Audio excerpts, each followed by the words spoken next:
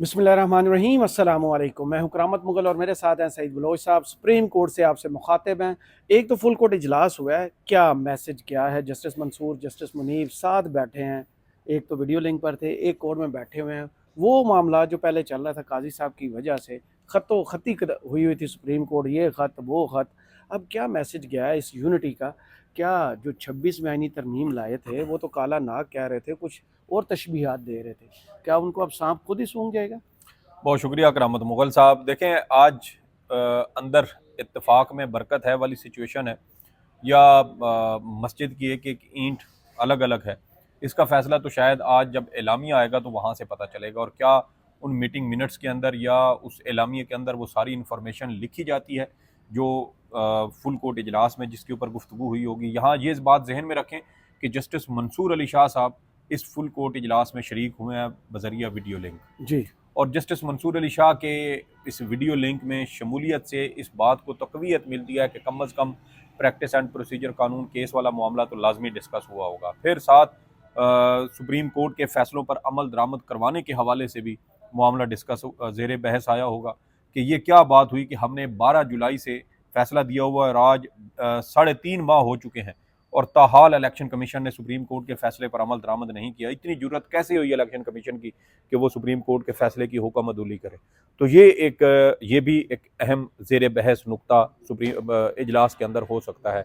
और ये चूँकि जस्टिस मंसूर अली शाह के साथ रिलेट करता है और जस्टिस मंसूर अली शाह अपने आखिरी ख़त में अपने ही साबिक चीफ जस्टिस काजी फ़ायज़ ईसा के बारे में जिन अलक़ाबात का इस्तेमाल कर चुके हैं, घटिया, बेशरम, तौहीन आमेज़ और अदालती गद्दार, तो ये 4 वो अल्फाज हैं वो। शुतुरमुर्ग। हाँ, शुतुरमुर्ग, हाँ यूँ कह लें, लेकिन उन्होंने वैसे काजी साहब को कहा है अदालती गद्दार कि इन्होंने धोखा दिया है अपने ही सुप्रीम कोर्ट के जजेस को।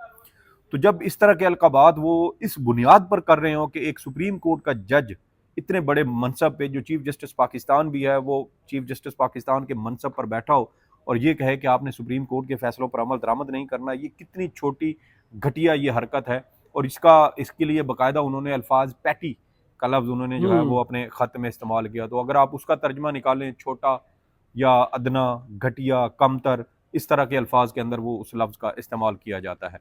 तो ये इस तरह के सख्त अल्फाज हमने आज तक कभी किसी जज की जानिब से किसी और जज के बारे में इस तरह नहीं देखे, ना सुने, ना पढ़े, ना देखे।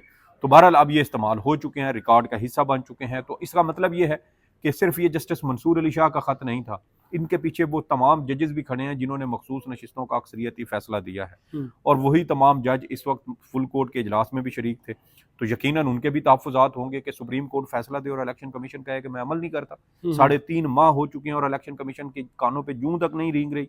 और एक नहीं, 2 फैसले जारी हो चुके, शॉर्ट ऑर्डर, शॉर्ट जजमेंट आया, डिटेल्ड जजमेंट आया, 2 वजाहतें आ चुकी, उसके बावजूद इलेक्शन कमीशन अमल नहीं कर रहा। और ये देखें कि जो आखिरी वजाहत है वो 18 अक्टूबर को आई है, 18 अक्टूबर को, और आज 28 तारीख है, फिर भी 10 दिन बनते हैं।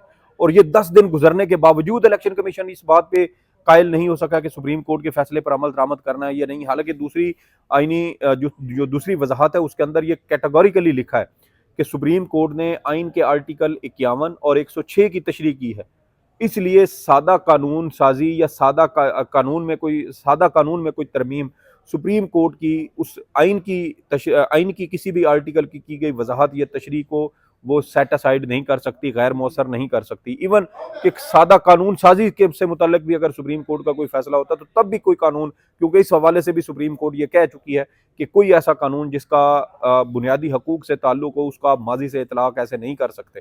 तो ये बहुत सारी ऐसी चीज़ें हैं जो सुप्रीम कोर्ट के फैसलों के साथ हमें मुंसलिक होती हुई नज़र आती हैं। और वही जज साहबान आज फुल कोर्ट इजलास में भी शरीक थे, अपने तहफ़्फ़ुज़ात का इजहार भी किया होगा। फिर जस्टिस मंसूर अली शाह और दीगर जजेस की जानिब से अभी देखें कि इसमें हमारे पास कोई वाज़े एजेंडा नहीं है, लेकिन इस वक्त सुप्रीम कोर्ट ऑफ पाकिस्तान में जो चीज़ें ज़ेर बहस है, जो पाबंदी लगा दी गई है कि कोई अंदर की बात बाहर ना जाए, रुक पाएगी? देखें, खबर वैसे वो एक नहीं नहीं बड़ी, नहीं नहीं, पाबंदियां तो आई हैं। हाँ, आपको भी पता है, हमें भी पता है। जी पाबंदियां तो आई हैं। मैं वही कह रहा था कि क्या कहते हैं कि जज्बात और नजरिए को ना आप रोक नहीं सकते, इसी तरह सहाफ़ी की खबर को भी आप रोक नहीं सकते यार। यहाँ पर यहाँ जिनको जरूरत तो पड़ेगी, बंद करा जी जी, वो जिनकी जरूरत पड़ेगी ना, वो जज साहबान खुद भी फिर खबरें देते हैं। काजी साहब भी माजी में खत लिखते रहे और खत लिख के अपने चहेते सहाफ़ियों को देते थे। तो वो जिसको खबर लगवाने का शौक हो ना या ज़रूरत हो, फिर वो फौरन। अब तो सियासी होना है ना, जज ने, अगले चीफ जस्टिस ने लॉबिंग करनी है। देखें ये वो चीज़ है जिससे पूरा हमें जो जुडिशल सिस्टम है वो अब क्या कहते हैं उसको, मुनहदम होता हुआ नजर आ रहा है। और उसकी वजह ये है कि अब बाकायदा लॉबिंग जो होगी। शख्स जो मैं तो ये सोच रहा था कि हम दोनों इंटरेक्ट नहीं कर सकता वो लॉबिंग किया करेगा। मैं तो कहता हूँ कि हम दोनों मिलकर कोई लॉबिंग फर्म बना लेते हैं, सुप्रीम कोर्ट के जजेस की लॉबिंग किया करेंगे, यार इसको चीफ जस्टिस लगाएं, इसने ये अच्छा फैसला दिया, इसने ये काम किया हुआ, इसने ये, मेरे ख्याल में बड़े अच्छे माल शाल भी अच्छा आ जाएगा। सुप्रीम कोर्ट के जज 15-20 लाख तनख्वाह लेते हैं तो कम से कम कोई 5-10 लाख तो फिर हमें भी देंगे ना, लॉबिंग करनी है यार। जो है और सर बड़ा बड़ा बड़ा बिजनेस है, मुझे तो इसमें बड़ा स्कोप नजर आ रहा है। तो ये अब देखें कि हालात इंतहाई संजीदा हैं करामत मुगल साहब। उसकी वजह यह है कि सुप्रीम कोर्ट समेत पूरी अदलिया को मुख्तलिफ एंगल से, मुख्तलिफ जावियों से, मुख्तलिफ एतराफ़ से हमले का इस वक्त सामना है। हसास इदारों की मदाखलत सुप्रीम कोर्ट और अदलिया के अंदर मौजूद है। इसके अलावा लोअर जो जुडिशरी है उसके अंदर मदाखलत के शवाहिद मौजूद हैं। इसके अलावा आइनी तरमीम के ज़रिए अदलिया की आज़ादी को सलब करने की कोशिश की जा रही है। आइनी तरमीम के ज़रिए सुप्रीम कोर्ट ऑफ पाकिस्तान और हाई कोर्ट जो आइनी अदालतें हैं उनके पैरेलल एक और कॉन्स्टिट्यूशनल बेंचेस के नाम पर एक पूरा इदारा खड़ा करने की कोशिश की जा रही है। इसके अलावा सुप्रीम कोर्ट ऑफ पाकिस्तान और चीफ जस्टिस के इंतज़ामी मामलात में मदाखलत करने की कोशिश की जा रही है। तो ऐसे बहुत सारे इवेंट, और सबसे बढ़कर के सुप्रीम कोर्ट के फैसलों पर अमल दरामद से इनकार किया जा रहा है, जो अपनी नौयत की एक अनोखी किस्म की तौहीन है, जिसके ऊपर मेरे ख्याल में किसी भी किस्म की कोई नरमी का मुजाहरा नहीं होना चाहिए। जस्टिस मंसूर अली टाइम ही बहुत है। जी, जस्टिस मंसूर अली शाह का एजेंसियों की मदाखलत के हवाले से भी एक बड़ा दबंग किस्म का मौक़िफ़ है। और आपको याद होगा जब जस्टिस आलिया नीलम साहिबा की तैनाती हो रही थी तो उस वक्त जस्टिस मंसूर अली शाह का ये मौक़िफ़ था कि हमें फ़िलहाल chief justice Lahore high court को तब्दील नहीं करना चाहिए, फ़िलहाल लाहौर हाई कोर्ट को एक दबंग जज की, चीफ जस्टिस की ज़रूरत है। और बड़े अरसे के बाद जस्टिस मलिक शहजाद अहमद ख़ान की सूरत में एक दबंग जज लाहौर हाई कोर्ट को मुयस्सर आया है। तो इन हालात में वहाँ तब्दीली नहीं होनी चाहिए। लेकिन काजी साहब जो एजेंडे पे बैठे थे, जिनके वाज़े जो है वो सियासी मकासद थे, उन्होंने उसको जस्टिस मलिक शहजाद को सुप्रीम कोर्ट वो लेके आए। और फिर उसके बाद जस्टिस आलिया नीलम आई। सुप्रीम कोर्ट आने के बाद मुस्लिम लीग नून को और इस्टेब्लिशमेंट को जस्टिस मलिक शहजाद से जो ख़तरा था पंजाब के ट्रिब्यूनल्स के हवाले से, वो ख़तरा जो है वो टल गया। और इस वक्त आप देखें कि जो ट्रिब्यूनल बनाया गया उसमें 4-4 की डिवाइड आ गई, 4 इलेक्शन कमीशन के और 4 chief justice Lahore high court के। और हैरानी की बात यह थी कि लाहौर के जितने भी हल्के थे उसके ऊपर एक रिटायर्ड जज को बतौर ट्रिब्यूनल बिठा दिया गया। तो आप समझ जाएं कि यहाँ पर नवाज शरीफ, मरियम नवाज, नवाज शरीफ, हमजा शहबाज शरीफ, इन सब को यहाँ जो है वो उनको, उनकी जो नशिस्तें थी उनको सिक्योर करने की कोशिश की गई है। तो ये वही, जैसा मैंने कहा कि बहुत सारे सुकम, बहुत सारी खामियां, बहुत सारे मसाइल, बहुत सारे issues supreme court of Pakistan के सामने मौजूद हैं। फिर सबसे बढ़कर प्रैक्टिस एंड प्रोसीजर कानून के जरिए जिस तरीके से अदलिया को उसके लिए 27वीं तरमीम, आप देखें कि उस हवाले से भी जो इतलात आ रही हैं वो बड़ी खतरनाक है। यानी पहले कानून बनाया गया, उस कानून से सुप्रीम कोर्ट को काबू करने की कोशिश की गई, और उसके बाद फिर एक ऑर्डिनेंस आ गया। ऑर्डिनेंस के जरिए कमेटी तब्दील करके जस्टिस मुनीब को बाहर किया गया, 63A का बेंच बना के अपनी मर्जी का फैसला लिया गया। अब उससे भी ज्यादा तबाहकुन इतलात ये हैं कि अब इस प्रैक्टिस एंड प्रोसीजर जो केस है, इसको कानून है, इसको अब वो आइन का हिस्सा बनाने की कोशिश कर रहे हैं कि एक ही बार कर दें कि जो सीनियरिटी है वो चीफ जस्टिस के बाद जो सीनियर तरीन जज होगा वहां से शुरू होगी। तो अब पहले आप देखें इन लोगों का 2 से मसला है ना। जी, सिर्फ 2 से मसला है। और देखें कि ये, यानी इनकी कोशिश ये है कि ये दोनों जज साहबान किसी तरह दबाव में आए, ये जो भी करें, इनको जब बिल्कुल हम साइड लाइन कर देंगे, ये बैठ के सर्विस मैटर सुनेंगे या ज़मीन के हल्के फुल्के तनाज़ात या फौजदारी जो है मुकदमात वो, या फिर जो कारपोरेट के केसेस हैं टैक्सेस से मुतल्लिक हों या दीगर कारपोरेट केसेस हो, वो बैठ कर सुने, और इनका किसी अहम मुकदमे में इनका कोई लेना देना ना हो, और इस तरह ये दबाव में आकर ख़ुद को महसूस करेंगे कि हम तो बिल्कुल जो है वो खुडे लाइन लगा दिए गए, हमारे पास ना कोई इख्तियार है, ना काम का केस सुन सकते हैं। तो इस तरह ये जज दबाव में आके इस्तीफ़ा दे जाएंगे। अभी भी आप देख लें, राना सनाउल्लाह साहब ने गुज़श्ता रात शहजाद इकबाल के प्रोग्राम में क्या कहा। पिछले कुछ अरसे से, आप पिछले ख़ास तौर पर 3-4 दिन से मुसलसल ये खबर चल रही है कि कि सीनियर 2 जज जो है वो इस्तीफा क्यों नहीं दे रहे। हम्म। फौज के अंदर अगर ऐसा होता है तो फिर यहाँ पर भी ऐसा होना चाहिए। और भाई फौज का एक अपना डिसिप्लिन, एक अपना वहाँ सल्यूट इदारा, करना पड़ता है, वहां जूनियर सल्यूट सीनियर करना को, पड़ता फिर है। वो हाँ मसला हो जाता है इक्वल वाली। बिल्कुल, यहाँ ये तो नहीं है कि जज आएगा और वो कहेगा सलाम ठोकेगा, चीफ जस्टिस साहब कैसे हैं, तो ये तो ऐसा नहीं होता। तो यहाँ जो है वो दूसरी बात ये है कि अदलिया के अंदर आप देखें, जस्टिस आयशा मलिक लाहौर में थी एज अ जज, तो जस्टिस अतर मिनल्ला से जूनियर थी, वो इस वक्त इस्लामाबाद हाई कोर्ट के चीफ यार वो जस्टिस तो है। कहा था काबिल नहीं है चीफ जस्टिस सुने बनने का। सुने तो सही, हाँ। वो यहाँ से इस्लामाबाद हाई कोर्ट के चीफ जस्टिस थे, उनसे सीनियर भी थे, लेकिन justice Ayesha Malik supreme court में पहले आ गई, जस्टिस अतर मिनल्ला साहब बाद में आए, वो पहले सीनियर थे, सुप्रीम कोर्ट में आके आयशा मलिक साहबा के खाली जूनियर। हुई है ना, अब तो आमिर ये फारूक साहब आ जाए। हाँ आ सकते हैं, बिल्कुल आ सकते हैं, लेकिन उसमें भी आपको पता है कि जस्टिस मोहसिन अख्तर कियानी साहब के लिए बड़े मसाइल मौजूद हैं। मोहसिन उनका अख्तर उनके लिए मसाइल नहीं, वो आगे तो लोगों के लिए बहुत सारे मसाइल हो जाएंगे।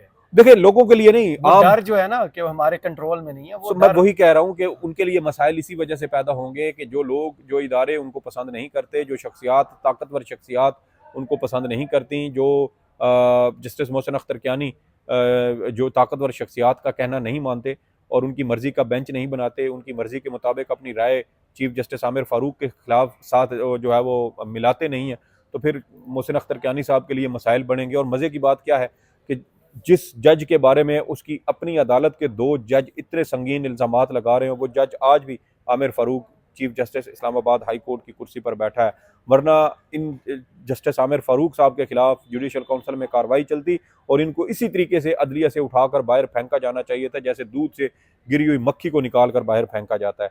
ये हो नहीं सकता यार कि 2 जज जो हैं वो अपने चीफ जस्टिस पर इल्ज़ाम लगा रहे हो कि हमारे ऊपर ये दबाव डाला जा रहा है कि ISI वाले कह रहे हैं कि आप अपने चीफ जस्टिस की जो राय है उनकी राय के साथ अपनी राय मिलाएं। यार कैसे पॉसिबल है?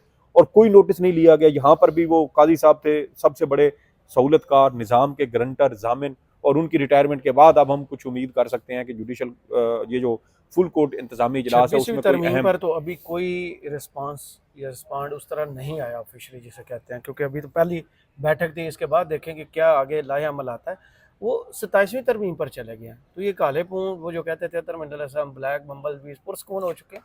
देखें, हम तो उस वक्त हमने कहा था जब गुज़श्ता साल प्रैक्टिस एंड प्रोसीजर कानून लाया गया था, आपको याद है हम उस वक्त व्लॉग करते थे, तो हम उस वक्त ये कहते थे कि ये अदलिया के अमूर के अंदर मदाखलत है, ये सिलसिला है, ये दरवाज़ा खोला जा रहा है, ये दरवाज़ा खुल गया तो कल इसी सुप्रीम कोर्ट से ये दरवाज़ा बंद नहीं हो सकेगा। और एग्जैक्टली वही हुआ कि अब पहले कानून बनाया, फिर उसमें ऑर्डिनेंस के जरिए तरमीम की, अपनी मर्जी के जज को शामिल करवाने की सहूलत दी, उसके बाद अपनी मर्जी के बेंचेस बने, उनसे अपनी मर्जी के जज शामिल करके अपनी मर्जी के फैसले लिए गए। 63 हॉर्स ट्रेडिंग का रास्ता खोला गया और उसके जरिए PTI के लोगों को उठाकर जिस तरीके से आईनी तरमीम मंजूर करवाई गई, अब वो सारी चीज़ें ऑन द रिकॉर्ड है। इसी हवाले से आज 2 दरखास्तें सुप्रीम कोर्ट ऑफ पाकिस्तान में दायर हुई हैं। एक आबिद जुबैरी साहब और पाकिस्तान बार काउंसिल के कुछ दीगर मेंबरान हैं, उन्होंने दायर की है, और एक दरख्वास्त जो है वो बलूचिस्तान बार काउंसिल और Balochistan high court bar association की जानिब से दायर की गई। और उन दोनों में यही कहा गया है कि किसी रुकन पार्लियामेंट को ज़ोर ज़बरदस्ती उठाकर उसका वोट नहीं लिया जा सकता और ना ही इस तरह आईनी तरमीम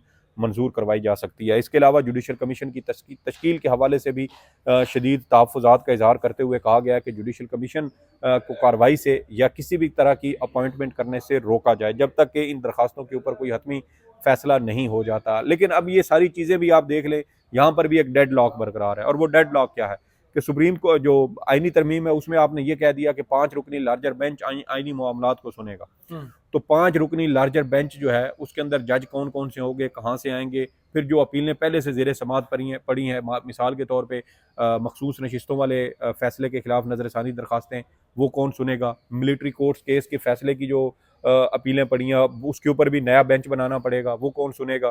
तो ये ऐसे बहुत सारे ऐसे नकाइस मौजूद हैं, ऐसे मसाइल, ऐसी गलतियां उसके अंदर मौजूद है। मेरे ख्याल में ये गलतियां जानबूझ के छोड़ी गई थी और इन गलतियों को बुनियाद बनाकर अब 27वीं तरमीम लाने की कोशिश की जा रही है। ब्लंडर्स बहुत हुए हैं ना, देखिए ब्लंडर्स नहीं, ये होती है कैलकुलेटेड मिस्टेक्स, मैं इसको कहूंगा। अच्छा। और कैलकुलेटेड ब्लंडर्स कह लें इसको, जो भी कहें, क्योंकि ये नपी तुली थी, इनको पता था कि ये होगा तो उसके बाद हम ये करेंगे। अब ये देखें कि जहां से आईनी तरमीम मंजूर हुई उसके एग्जैक्ट कोई 1 या 2 दिन गुजरे होंगे, यहाँ से नहीं, इसके पार वाली बिल्डिंग से एक हमसायों से, जी 1 या मैक्सिमम 2 दिन गुजरे होंगे। सुप्रीम कोर्ट के अंदर एस्टेब्लिशमेंट के करीब समझे जाने वाले साफ़ी हजरात ने, और साफ़ी कह रहा हूँ वकील हजरात ने ये बाकायदा हमें यहाँ पर बताया कि अब 27वीं आईनी तरमीम आएगी, और जो चीज़ें इस आईनी तरमीम के अंदर शामिल नहीं की जा सकी या दबाव की वजह से निकाल दी गई, अब वो 27वीं तरमीम का हिस्सा बनाकर उनको लाया जाएगा। इसका मतलब ये है कि ये सारी चीज़ें वेल कैलकुलेटेड थी, नपा तुला इकदाम था।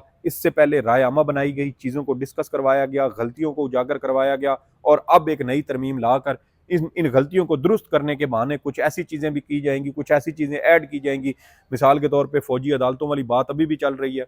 इसके अलावा जैसे आपने कहा कि ये जो प्रैक्टिस एंड प्रोसीजर कानून केस है, वो जो इंतज़ामी कमेटी वाला मामला है, उसको अब बाकायदा यहाँ इसके साथ जो है वो मुंसलिक कर दिया जाएगा। सीनियरिटी कहाँ से शुरू होगी? चीफ जस्टिस सीनियरिटी जस्टिस अमीन पर ही अभी तक सुई अटकी हुई जी है, जी वहां से शुरू होगी। जी जी, और जस्टिस अमीन साहब के बारे में आप ये वो अंदाजा कहते हैं कि लगाएं लाइन वहां से शुरू हो। कि क्या एक जज इस काबिल है जो ये कहे कि जिस इदारे में मौजूद है उसी इदारे के हवाले से ये कहे कि सुप्रीम कोर्ट के फैसलों पर अमल दरामद ना किया जाए। मेरे ख्याल में इससे बढ़कर सुप्रीम कोर्ट की कोई तौहीन हो नहीं सकती कि एक ऐसे शख्स को, एक ऐसे जज को जो है वो आईनी बेंच का सरबराह बना दिया जाए जो ये कहता हो कि सुप्रीम कोर्ट के अक्सरियती फैसले के ऊपर अमल दरामद ना करें। तो ऐसी जो है ना वो तकरीबी सोच रखने वाले जज के खिलाफ मेरे ख्याल में शिकायत ऑलरेडी जुडिशल काउंसिल में आ चुकी हैं। जुडिशल काउंसिल में कार्रवाई करें और जस्टिस अमीनुद्दीन और जस्टिस नईम अफगान के खिलाफ कार्रवाई करते हुए ये मिसकंडक्ट के मुर्तकब हुए, और जजेस के कोड ऑफ कंडक्ट का आर्टिकल 9 इस हवाले से बहुत वाज़े है, और इसके ऊपर मेरे ख्याल में एक बड़ा सॉलिड केस है कि इनके खिलाफ कार्रवाई की जाए। और इस कार्रवाई के बाद मेरे ख्याल में जब इन दो जजेस को एक बार आप इबरत का निशान बनाएंगे तो इससे ना सिर्फ सुप्रीम कोर्ट बल्कि हाई कोर्ट के जजेस को भी ये सबक मिलेगा कि हम जिस इदारे में एज अ जज अपनी खिदमात सर अंजाम दे रहे हैं, कम अज़ कम उसकी इज्जत वक़ार तकरीम और उसकी हुर्मत का हमें ख्याल रखना चाहिए। ये नहीं होना चाहिए कि जिस थाल से आप खा रहे हैं वहीं पर आप थाली जिस थाली में आप खा रहे हैं उसी के अंदर जो है वो जैसे काजी छेद फायज करना ईसा शुरू साहब ने जस्टिस मुज़ाहिर अली नकवी साहब के साथ किया था, घर से बुलाकर उन्होंने इस्तीफ़ा दिया था लेकिन उनको यहाँ से निकाला गया था। तो काजी साहब जिस इस कंडक्ट की खिलाफ वर्जी करके गए हैं अपनी, वो 4-5 चीज़ें हम बार बार वीडियोस में कहते रहते हैं। लगता यही है कि अब नया दौर शुरू होगा, नई सुबह का आगाज़ होगा और यहाँ से सुप्रीम कोर्ट से उम्मीद तो यही है अच्छी खबरें आना जी शुरू जी, होंगी। उम्मीद तो हम भी यही करते हैं। अल्लाह खैर करे कि क्या इस तरह के हालात व वाक़यात बनते हैं या नहीं, क्योंकि मौका करामत मुगल साहब सबको मिलता है।